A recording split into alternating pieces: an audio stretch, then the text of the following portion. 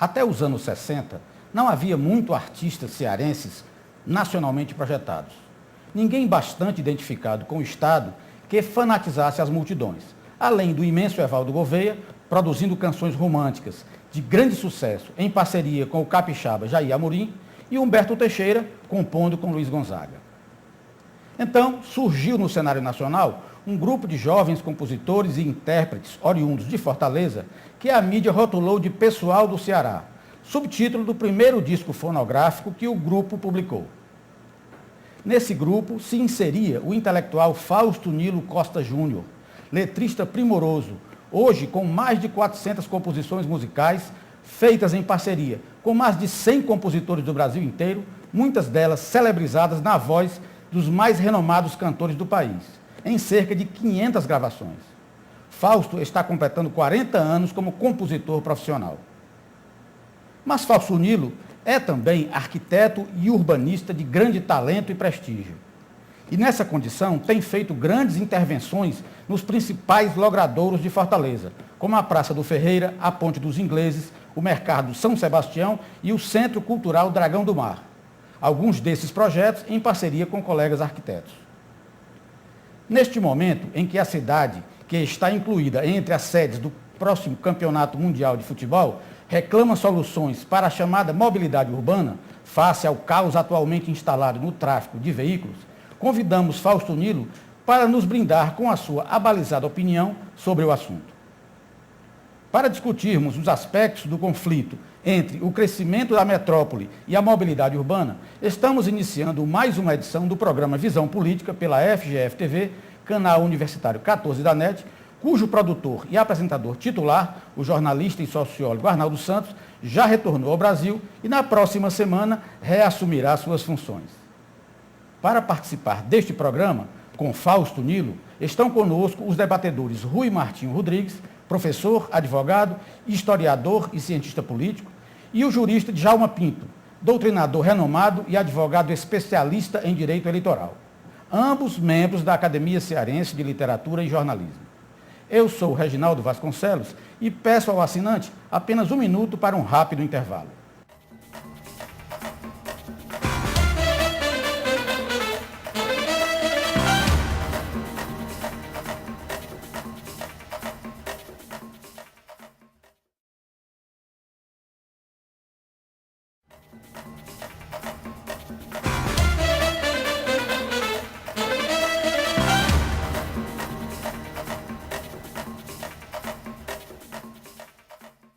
Estamos de volta para o primeiro bloco do programa Visão Política, em que discutiremos a mobilidade urbana, entrevistando o urbanista Fausto Nilo. Fausto, nesse primeiro bloco, antes da gente adentrar o tema principal, eu queria lhe fazer uma pergunta. Na abertura do programa eu referi ao pessoal do Ceará. Você realmente participava desse grupo? Existiu esse grupo? É um mito, é uma lenda? Não, esse título, eu sou mais ou menos testemunha assim, do surgimento disso. O meu amigo Belchior, ele gostava muito dessas especulações sobre situação urbana, vivendo no Rio de Janeiro, em São Paulo, e ao mesmo tempo memórias do Ceará semi-rural, etc. A gente brincava muito com isso, porque éramos parecidos, né, com a mesma história com relação a isso. E ele uma vez foi na casa do Juarez Barroso, nosso amigo, que já faleceu, um escritor e produtor de discos, fez o primeiro disco do Cartola no Rio de Janeiro, Juarez Barroso, jornalista. E o Juarez adorava essas reuniões na casa dele para lembrar coisas cearenses. E um dia brincou muito com o Belchior com essa história. Rapaz, engraçado, no Ceará tem aquela... Rapaz, o pessoal chegou, o pessoal vai não sei para onde, vamos lá encontrar o pessoal e tal. E o Belchior passou a usar isso, essa coisa, o pessoal. Quando estava em São Paulo, Belchior, Roger, Tete, né, e depois o Ednardo também, ele estava em São Paulo, houve um momento que coincidiu que esses estavam lá. Houve um momento, o Walter Silva, o chamado Pica-Pau, que era um disc jockey, mas assim, de muita qualidade, um cara meio bossa nova e tal, muito prestígio no rádio de São Paulo. O Walter Silva adorou eles e ficou amigo deles e aí começaram com a ideia de fazer um disco. E o Walter adorou essa ideia do pessoal do Ceará. É curioso. Ideia do Belchior. Eu escrevi um dicionário de termos nordestinos e realmente esse termo pessoal é cearense. Lá eles dizem as pessoas. Lá não dizem pessoal. O pessoal vem aí. O pessoal chegou? O pessoal já chegou, é uma expressão cearense. Pronto. E eu coloco no dicionário. É interessante que você dar esse que é como se fosse uma coleção de pessoas, né? O pessoal, na realidade, é uma coisa... individual. Individual. Aí o Belchior, com essa história, o Walter Silva disse, não, então vai ser o disco, vai ser o pessoal do Ceará. Só que o Belchior saiu do projeto, né? Ele só gravou depois um disco dele. Na realidade, o pessoal do Ceará foi Tete, Ednardo e Roger, cujo título desse disco chama-se Pessoal do Ceará e um subtítulo que é uma ideia do Augusto Pontes, Meu Corpo, Minha Embalagem, Todo Gasto na Viagem. Né? A história é essa do pessoal do Ceará. Agora, criou-se com isso a ideia e, digamos assim, a mídia para veicular o trabalho dessas pessoas que eram do Ceará, colocava tudo dentro de um pacote que chamava desculpa aqui, eu estou com pessoal do Ceará. E esse pessoal nem sempre era realmente coeso, assim, não era? Nunca foi. Na realidade, o que tinha em comum entre eles era a Faculdade de Arquitetura, que foi o lugar convergente inicial. Ali todo mundo se encontrava, porque eram muitos, eram uns 20. O Brasil todo, aquilo teve no Rio Grande do Sul, teve em Pernambuco, aconteceu na Bahia, em todos os lugares. A Bahia foi aquele grupo, todo mundo sabe que foi um os pouco novos antes baianos, aquele pessoal. Mas é o mesmo período, o perfil é igual. A Bahia primeiro mandou aquela primeira leva da Tropicália, depois veio os novos baianos. Né? Mas, digamos, os nossos contemporâneos seriam um pouco entre os novos baianos e a Tropicália. E qual era o perfil desse tipo de jovem que fazia música? Pessoas que tinham frequentado clube de cinema, que tinham visto muito filme de novela vague, cinema novo, gostavam de poesia, etc., que eram uns gatos pingados na cidade. Aquilo em Fortaleza eram 5 ou 6 pessoas.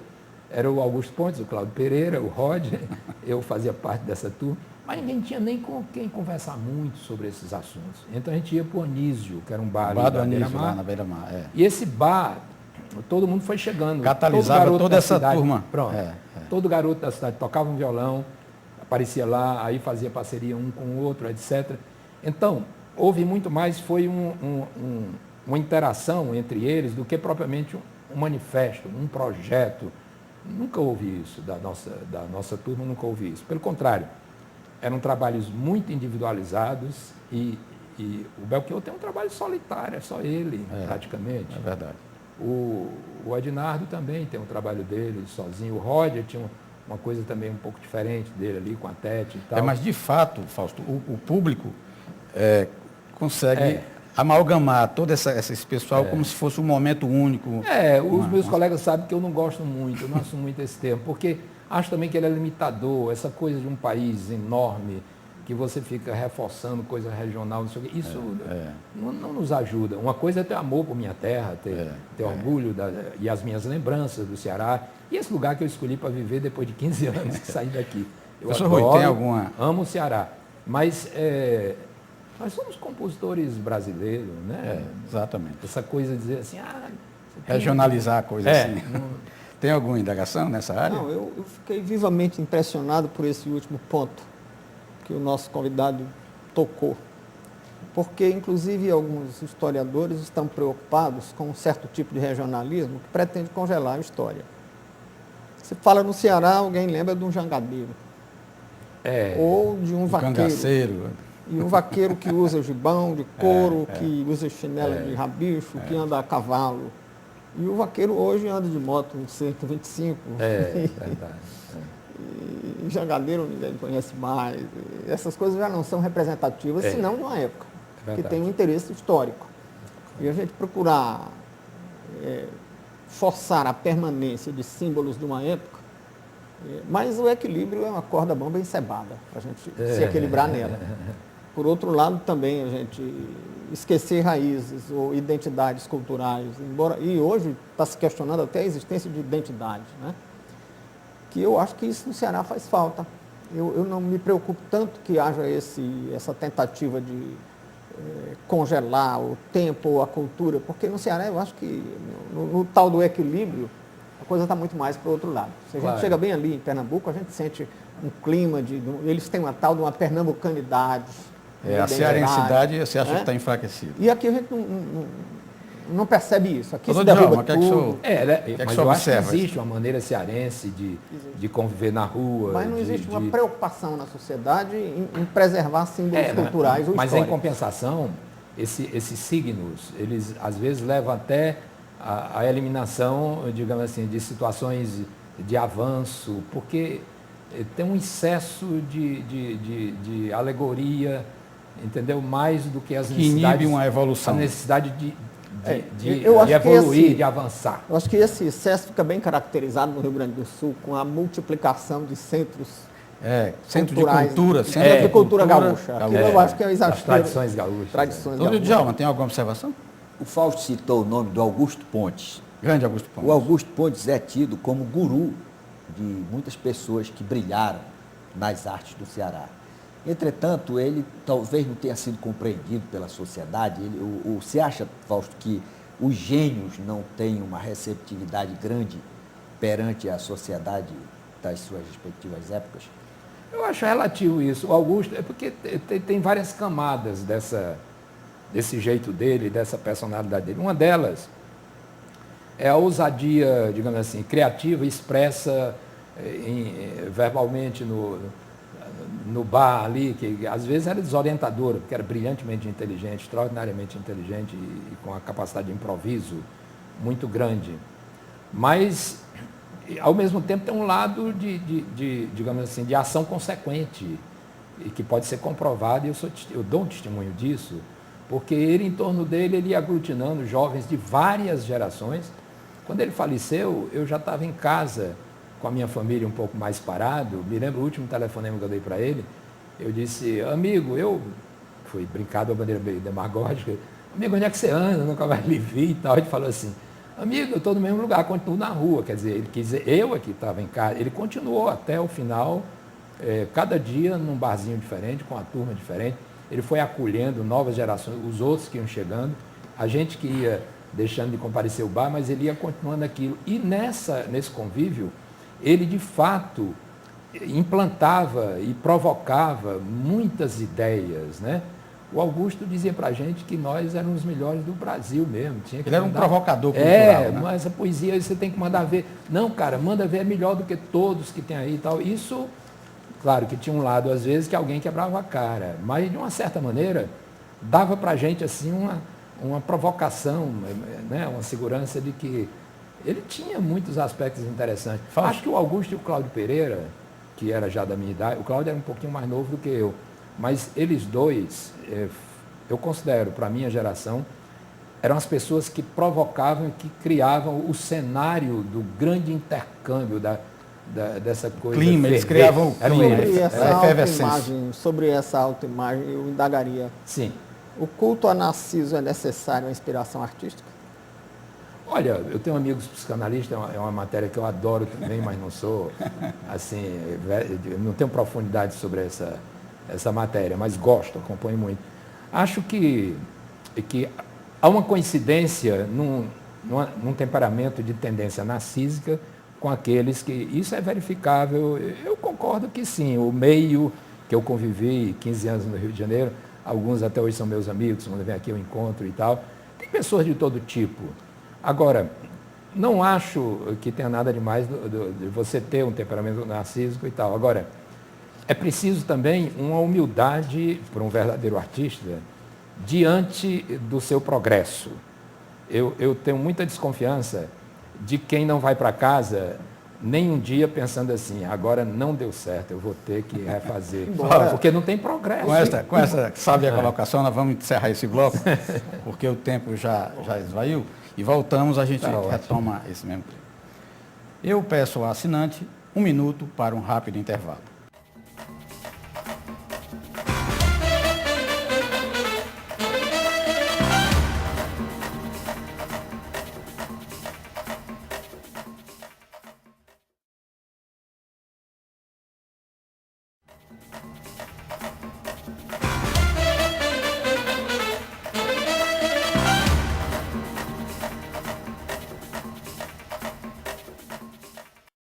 Estamos de volta para o segundo bloco do programa Visão Política, em que estamos debatendo a mobilidade urbana e convidamos o urbanista Fausto Nilo, que também é um grande compositor e que está completando 40 anos de profissão na arte de compor letras de músicas. Vamos entrar para a discussão do urbanismo em si. Fausto, eu quero fazer a primeira provocação no seguinte sentido. Fortaleza, nesse momento, está requerendo intervenções seríssimas para que a cidade tenha mais mobilidade realmente, para que você chegue com mais agilidade. Num canto, cada vez mais automóveis, cada vez as ruas ficam mais estreitas. Como é que você vê esses projetos voluptuários, dispendiosos, como o aquário, essas coisas imensas, diante da necessidade premente de viabilizar a própria mobilidade da população e dos visitantes em vista da Copa que nós vamos lá? Eu acho que em torno disso, quer dizer, o que envolve tudo isso em termos de dificuldade de comunicação e de conhecimento da população, porque o ideal é uma cidade que... Cidade é a matriz do intercâmbio, né? Só existe cidade para troca. Então, se nossos projetos também todos fossem feitos de maneira a promover o intercâmbio das ideias, os usuários, seus anseios, suas queixas serem atendidas e os técnicos surpreendessem os usuários com, além daquilo que eles querem, dizer, olha, podemos até avançar mais e criar tais e tais situações, que alguns países mais civilizados praticam isso, tudo seria melhor. O aquário é um equipamento que, no caso de uma cidade como Fortaleza, não sei se vocês sabem, aqui muitas vezes vieram empresários mundiais com a ideia de montar um aquário em Fortaleza. O aquário é um equipamento... As suas expensas, como investimento deles, dos empresários. Não sei te dizer esses detalhes, mas com certeza um grupo deles eu conheci através de uma amizade comum, que é de uma cidade francesa, agora não me ocorre o nome, mas que ela tem uma tradição enorme por ter aquários de feição ecológica, bacana, e que tinham interesse. O que quer dizer isso? Quer dizer que é uma cidade litorânea, numa posição estratégica entre o Rio Grande do Sul e a Amazônia, que poderia fazer uma convergência de brasileiros para a visitação do equipamento desse tipo. Ou seja, no caso do Brasil, na costa, uma cidade que tiver um aquário de boa qualidade, realmente isso pode influir na quantidade de visitantes turísticos. A cidade de Fortaleza, ela tem um problema que se fala muito em turismo, etc., mas, na realidade, as pessoas aqui desembarcam para pernoitar e pegar um transporte para Jericoacoara, tem pouca coisa que ver na cidade. A cidade mesmo, ela não tem capacidade de reter e tirar a grana, no bom sentido, produzir vontade de gastar nos visitantes turísticos, né? E a maneira de se melhorar isso é equipando a cidade de atrativos que, uma vez combinados numa rede, torne essa visita muito vantajosa.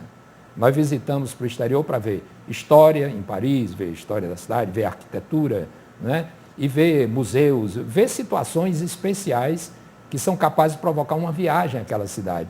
Então, isso é que nós precisamos melhorar, além do barzinho da praia, do caranguejo, etc., sem desvalorizar esse aspecto. Então, nesse sentido, eu sou defensor de uma obra como o Aquário. Pouca gente sabe, mas o Centro Dragão do Mar foi um projeto escolhido mediante um concurso, e nesse concurso o nosso projeto continha um aquário naquela mesma, a indicação de um aquário naquela localização. Porque entre a Ponte dos Ingleses e o atual Dragão do Mar seria uma espécie de... É a polaridade que nós chamamos, que é aquilo que dá eficiência e atratividade para as pessoas prosseguirem um roteiro, um trajeto. Você tem que distribuir oportunidades. Quando se está viajando, isso é muito importante. Então, nesse sentido, eu acho que o Aquário é uma obra que... Agora, é preciso que explicasse isso aos cidadãos, que eles não estão sabendo, né? Às vezes parece que é uma coisa só para um entretenimento curioso. O que passa é que é uma coisa da vontade política, que não há uma visão de oportunidade. O direito administrativo, né, Rui, considera que tem que haver oportunidade e conveniência. Sim. O urbanismo trabalha com isso também, de uma certa maneira. A visão estratégica do urbanismo é criar no tecido um conjunto de usos e representados fisicamente em edificações, os limites entre domínio público e domínio privado, que dê uma dinâmica tal que muita gente, e aquilo produz resultado econômico, produz resultado ambiental seja e conveniente social e distribuído. Exato. Social distribuído. Então, o que eu quero dizer é que não se deve condenar a cidade de Fortaleza a querer fazer um aquário. Pelo contrário, eu acho que vai ser uma boa medida no sentido da atração. Eu não estou fazendo comentário sobre o projeto, estou dizendo certo, isso. lógico. Agora, a mobilidade e a família de providências que estão sendo anunciadas sobre a mobilidade. Eu também gostaria de dizer que muita gente deve estranhar que um urbanista fique falando de mobilidade porque as pessoas confundem mobilidade urbana com plano de transporte. São duas coisas diferentes. Distintas. Eles são complementares na definição final. Mas a mobilidade urbana é um termo de origem urbanística, que significa que numa cidade você tem lugares e fluxos. Tem fluxos de tipo fluxos de água que são escondidos, fluxos de energia, são coisas compridas e coisas chatas, que quando se junta e as pessoas usando isso e em movimento, uma cidade, aí forma-se sua memória com o tempo, etc, etc. Então, a mobilidade é aquilo que no urbanismo nos interessa do ponto de vista do movimento de pessoas e bens. Pessoas e bens. Esses movimentos se dão por razões variadíssimas, mas sabe-se hoje em dia que 80%, em média, da maioria das cidades do mundo, desse movimento que você vê, curiosamente, com uma pessoa no automóvel, são 3 razões combinadas. É de casa para o trabalho, de casa para as compras e de casa para a educação. Ora, se você espalha o centro de educação na cidade toda, os centros de consumo de uma maneira mais ou menos dispersa ou nuclearizada, e os centros de trabalho, se viajaria menos. É aí que nós urbanistas temos a ver com esse assunto. Se todos esses destinos estivessem mais próximos. Pronto. Então isso chama-se uso do solo, que é matéria principal da atividade técnica do urbanismo. O senhor tinha uma dúvida a tirar com ele? Não, ele falou aqui, né, em Jericoacoara como destino natural, principalmente dos estrangeiros. Eles param pouco tempo em Fortaleza. A estrada de Jericoacoara, principalmente aquela estrada que não é asfaltada, ela é estreitíssima, embora existam vegetações, não exista nenhuma edificação.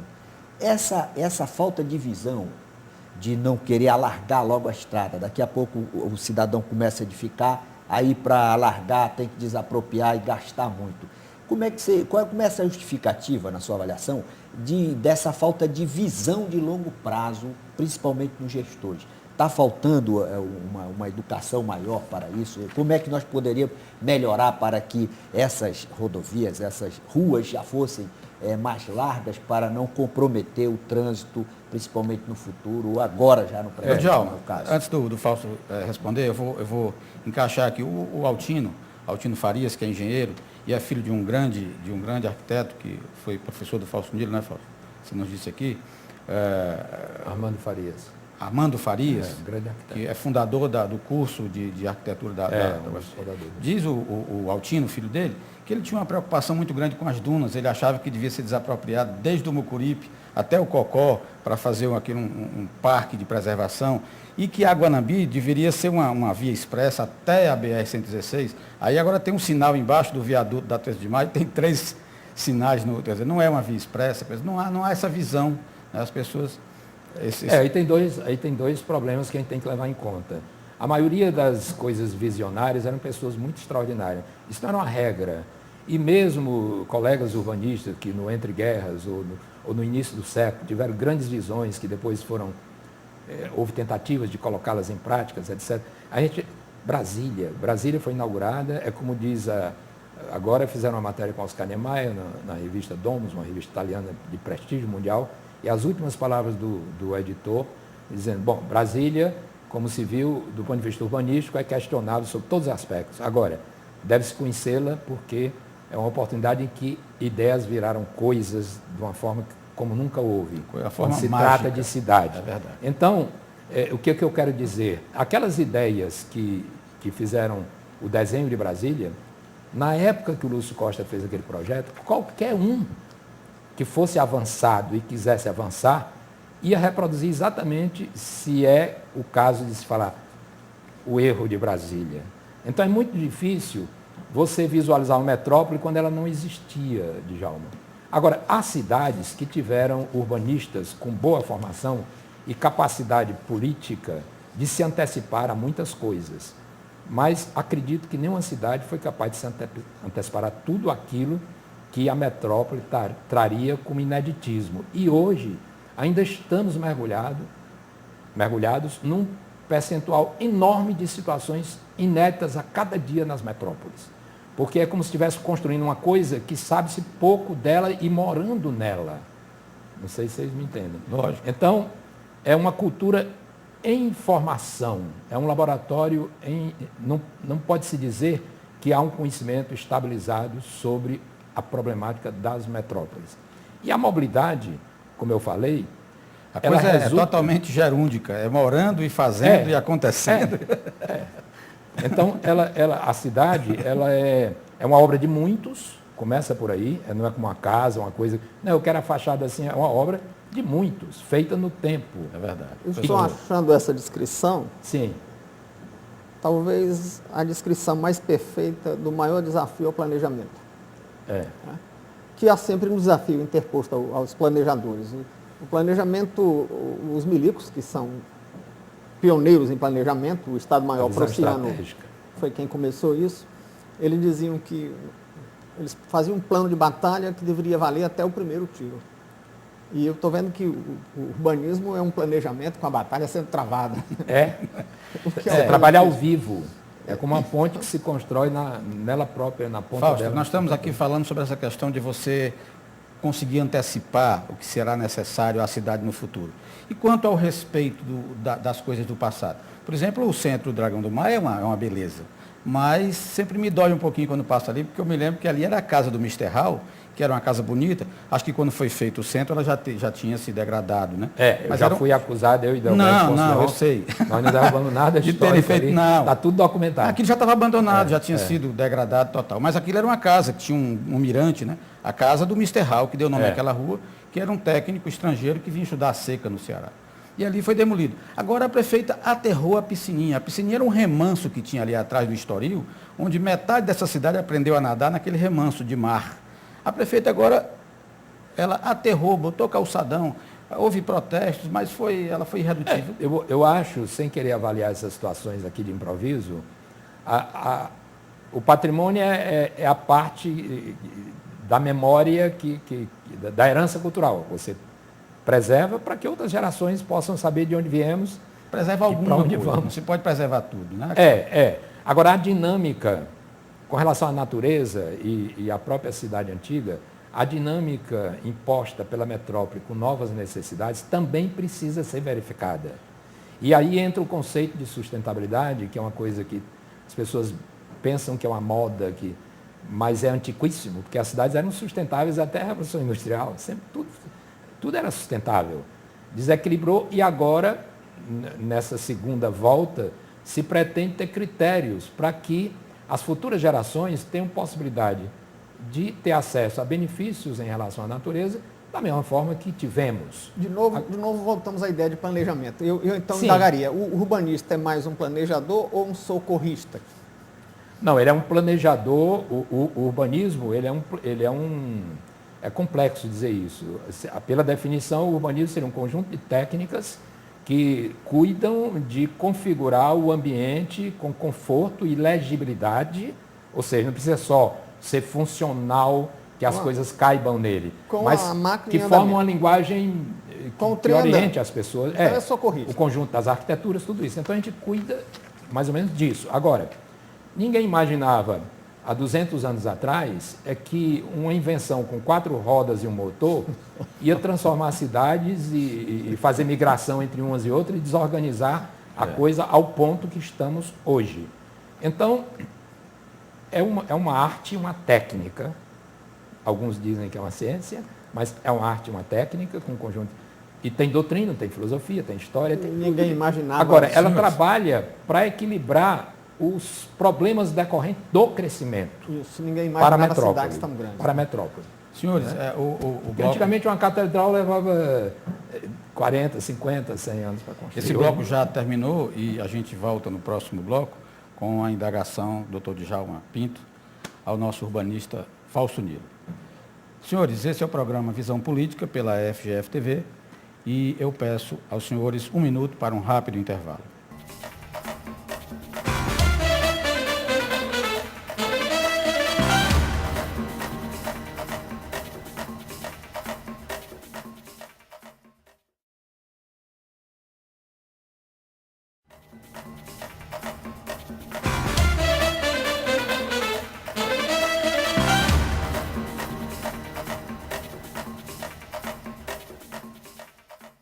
Estamos de volta para o terceiro e último bloco do programa Visão Política, em que estamos debatendo a mobilidade urbana com o urbanista Fausto Nilo.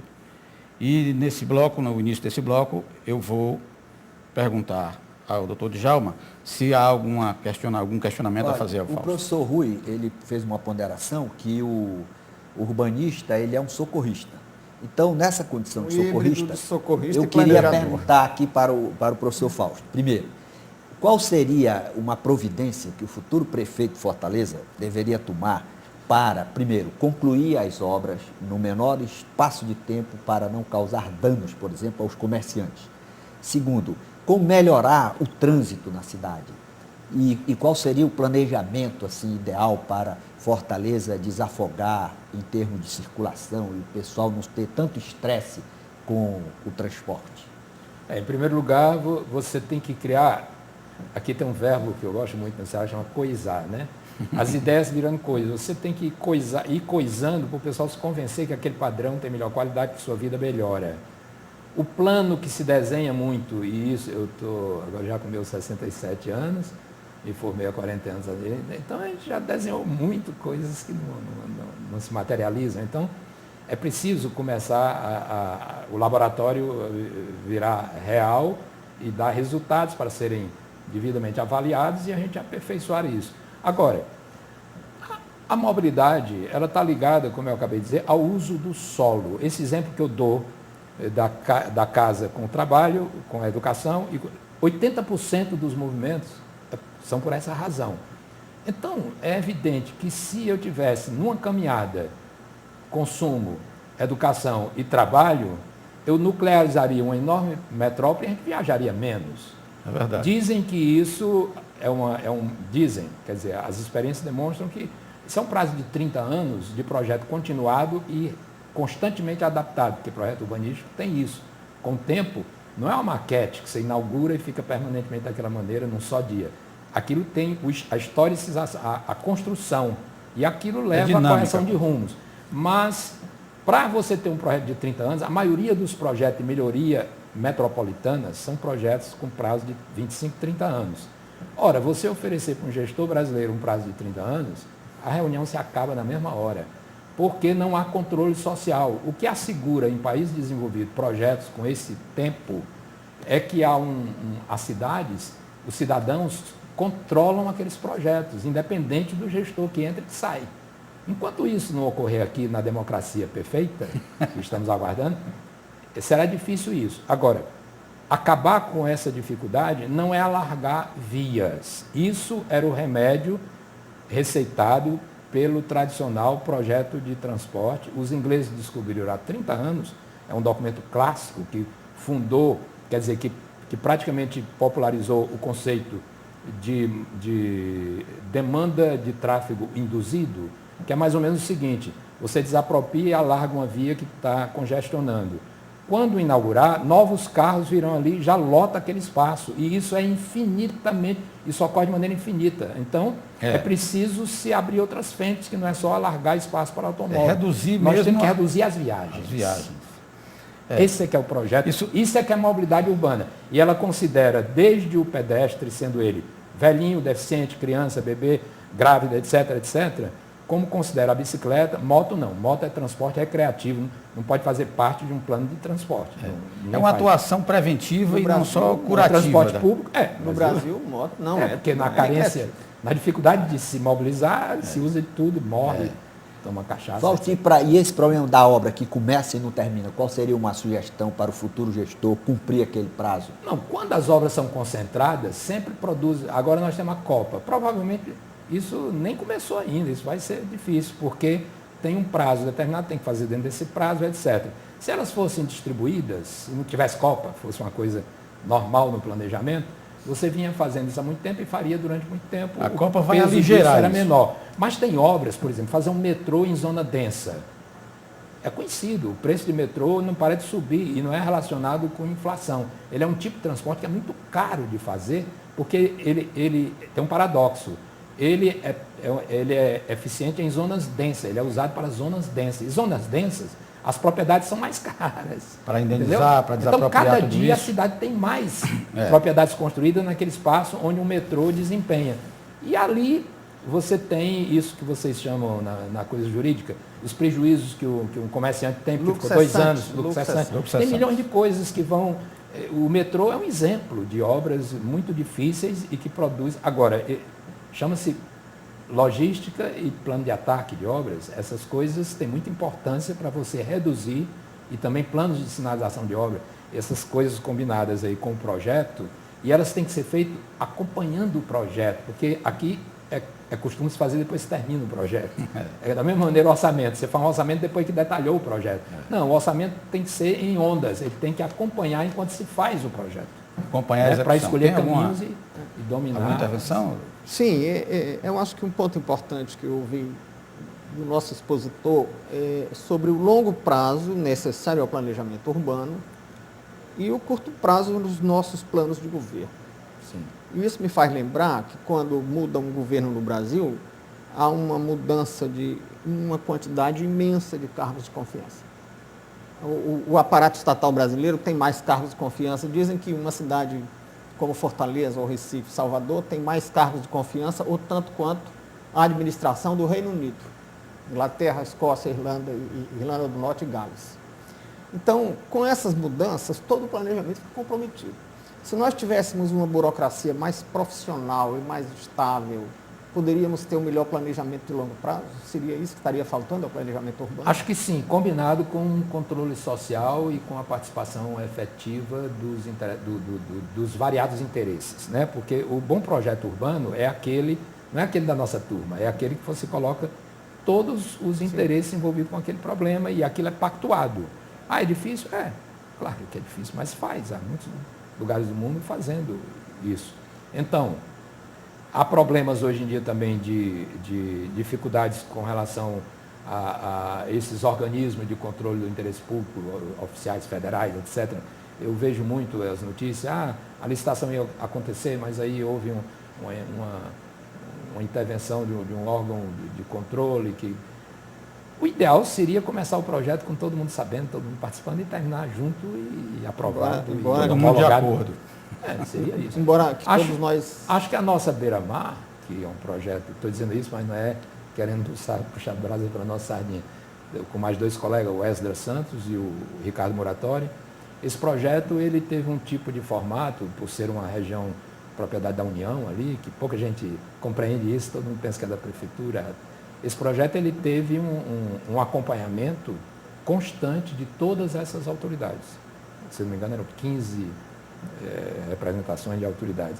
E foi muito bem conduzido pelas autoridades, entendeu? Junto a gente, e eu só tenho até a agradecer isso, e pela própria CETFOR, o quadro lá das pessoas que trabalham nisso, facilitou muito esse trabalho.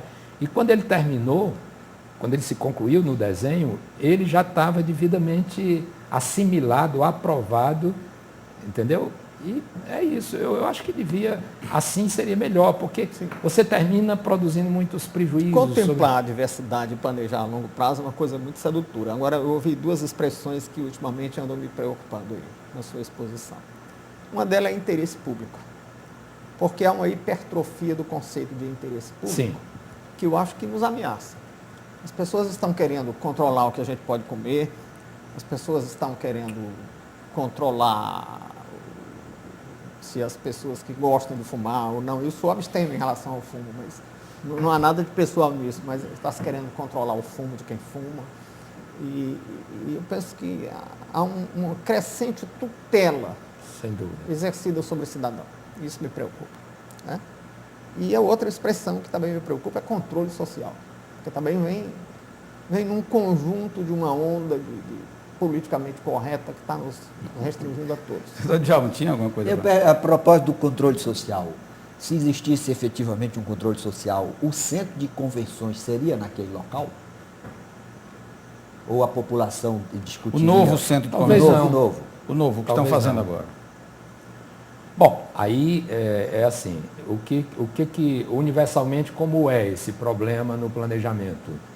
O poder público vai fazer uma obra, então ele recebe as queixas e demandas dos usuários, que é a coisa mais importante, ele trabalha isso do ponto de vista técnico, tem um staff para isso, esse staff devolve à população os remédios técnicos para tais problemas, a população aprecia, isso é calibrado e depois é pactuado e aí você vai para a obra.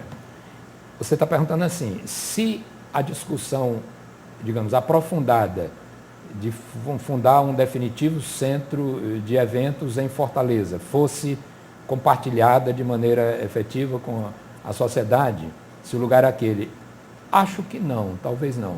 Se todas as pessoas da cidade soubessem que um centro de convenções não é uma coisa para dar lucro pelo seu aluguel, não é? Mas sim para obter rendas pagas por pessoas, o melhor turista que vem, a classe turista que são pessoas de associações de classe, etc., etc., e que essas pessoas gastam muito se elas saírem a pé no cenário das artes, da vida noturna, da cultura, dos museus, da culinária e do patrimônio histórico. A localização disso, atual ou potencial, me parece que é no centro da cidade, que está precisando urgentemente de uma Exatamente âncora a questão da econômica mobilidade. e da prainha e da Praia de Iracema. Voltamos ao problema do equilíbrio. Nem anomia, nem camisa de força. Mas o melhor exemplo Nem planejamento dessa absoluto, questão nem caos. do consenso popular em relação à obra, eu não vou pedir que você comente, porque a obra está feita por um colega seu, mas o Jardim Japonês eu critiquei muito quando eu fazia um outro programa, porque nós não temos uma colônia japonesa grande, a população não entendeu, porque o investimento imenso, a prefeita quis fazer por vontade política, está feito, vamos preservar, está bom, é ótimo para o turista, mas não haveria prioridades? Mas nós precisamos vivenciar o que ele está dizendo aí, em última análise, é a democracia participativa. O povo é o titular do poder. Então, o povo, quando delega as atribuições ao governante, ele não abdica a sua titularidade. Então, essas obras impactantes, a população precisa ser ouvida. Você ia comentar? Isso eu não tenho expectativa daquela coisa de mobilizar a comunidade e fazer de conta que o cara está participando. Eu não me refiro a isso, de fato. Eu me refiro... Esse é o terreno do ventríloco. Isso até eu acho que é coisas que nós vamos um dia evoluir e evitar encaminhar as coisas dessa maneira. E quando eu digo que provavelmente não seria, é porque se a população fosse devidamente informada do estádio, por que o centro está daquela maneira? Como outras cidades do mundo, porque 90% das cidades do mundo que fizeram congêneres, fizeram com essa receita que eu falei. Então, se nós não criar uma situação nova, num lugar que não está precisando desse impacto, né? Isso se fosse discutido mesmo com a população da maneira, não uma reunião, como se faz às vezes correndo, mas Assembleia, isso... nada de assembleísmo. Né? Não é assembleia, é um trabalho. É um trabalho. Hoje em dia eles chamam isso... Uma reunião de técnicos. Eles chamam isso de ter um nomezinho até meio francês, que chama charrette. Charrette é nesse retorno que o staff, que o técnico faz para o grupo de interessados. As pessoas também participam, quase que desenhando junto, mesmo que grosseiramente, só para sentir as dificuldades que o técnico tem ao tratar aquele problema, um feedback, e pactuar soluções de uma maneira, entendeu? Senhores, o tempo é um algoz e eu sei que todos nós teríamos muito mais, e o assinante também, muito mais curiosidades em torno desse grande cearense, o Fausto Nilo, tanto como compositor, como artista, da música, como artista do traço, como urbanista, como arquiteto. Fausto, nós lhe agradecemos penhoradamente a sua presença, as suas palavras.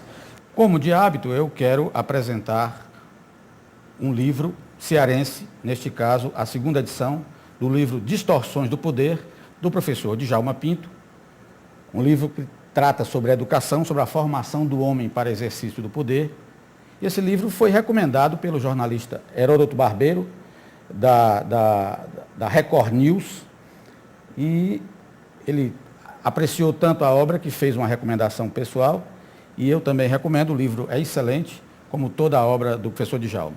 E também quero dedicar o programa ao jornalista, poeta, teatrólogo Ricardo Guilherme, que se encontra convalescendo de um problema de saúde, e desejar ao Ricardo a mais franca e rápida recuperação. Este livro está comentado no site da Academia Cearense de Literatura e Jornalismo, www.academiacearense.blogspot.com, onde o livro é então comentado. Um planejamento urbano inteligente é importante para a qualidade de vida dos moradores da cidade, bem como para os seus visitantes, principalmente quando a cidade, se prepara para receber um evento internacional de grande porte. Mas esse não é o único tema sobre o qual se deve debruçar o poder público. O controle efetivo da criminalidade, por exemplo, é também de crucial importância, a requerer não apenas equipamentos de última geração, mas principalmente material humano bem selecionado e instruído. Na perspectiva da Copa do Mundo, todos falam em reforma de aeroportos e de estádios, mas ainda não se percebe uma ação enérgica do governo no sentido de proporcionar um curso intensivo, especialmente dirigido aos agentes públicos e a outros profissionais que lidarão com o receptivo turístico, como policiais, garçons e taxistas. Com essas colocações, finalizamos mais uma edição do programa Visão Política, pela FGF-TV, canal Universitário 14 da NET, agradecendo aos nossos debatedores, os professores Rui Martinho Rodrigues e Djalma Pinto, e especialmente ao compositor, arquiteto e urbanista Fausto Nilo, agradecendo ainda a você, assinante, com o nosso convite para um próximo programa, já com a luxuosa presença do chefe desta equipe, o jornalista e sociólogo Arnaldo Santos. Até lá!